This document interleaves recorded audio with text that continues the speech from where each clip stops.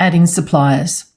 Most businesses have suppliers they work with consistently, and these can be added individually or imported in bulk.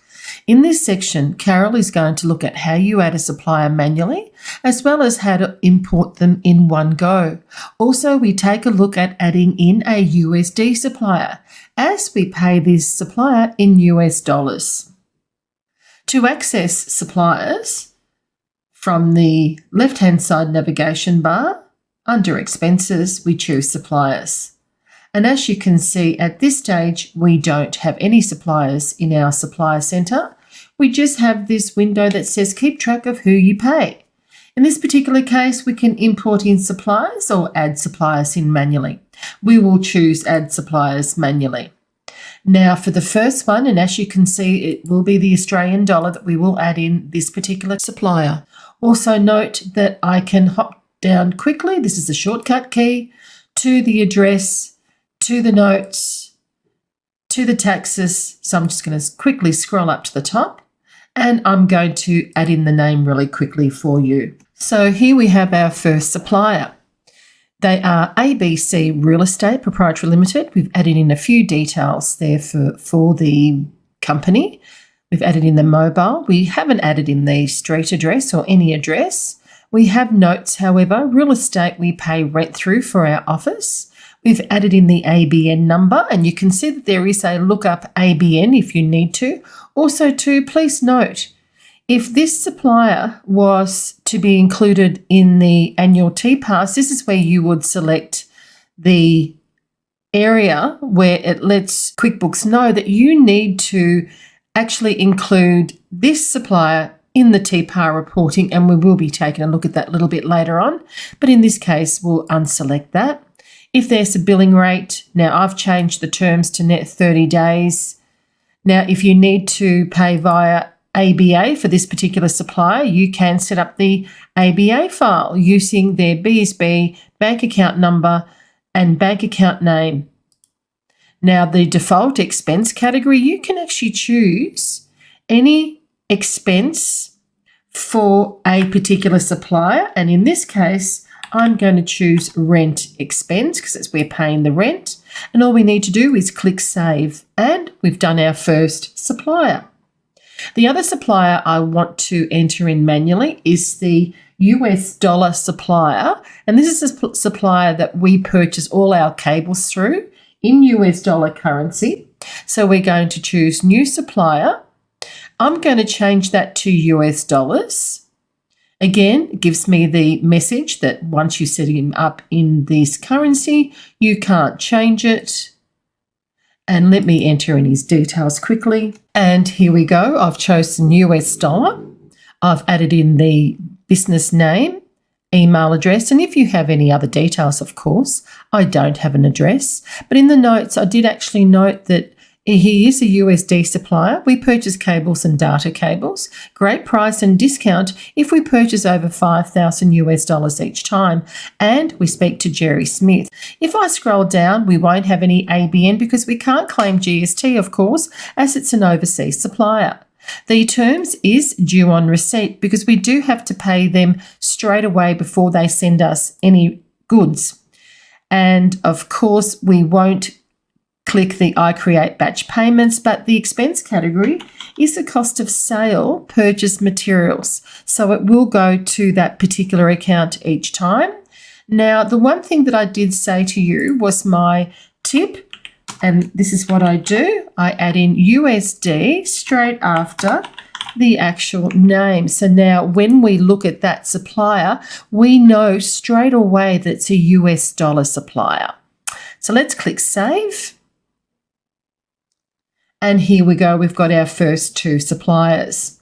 Now, what we want to do next is add in the importing. And again, you can go from the gear icon, import data, suppliers, or from expenses, suppliers, import suppliers. And this is where I'll upload my already pre-made template. And then all we need to do is click browse, find the supplier import list and save it into our field. Once that's done, please note you can also download a sample file, but let's choose Next. And again, you just need to map the particular QuickBooks Online field area to the CSV file that you're bringing in with the import. Let's click Next so you can see it's a 3-step process: upload, map data, and import. Again, this looks all good to me. We don't have any red highlighting any fields, so it seems to be okay at this stage. Let's click Import.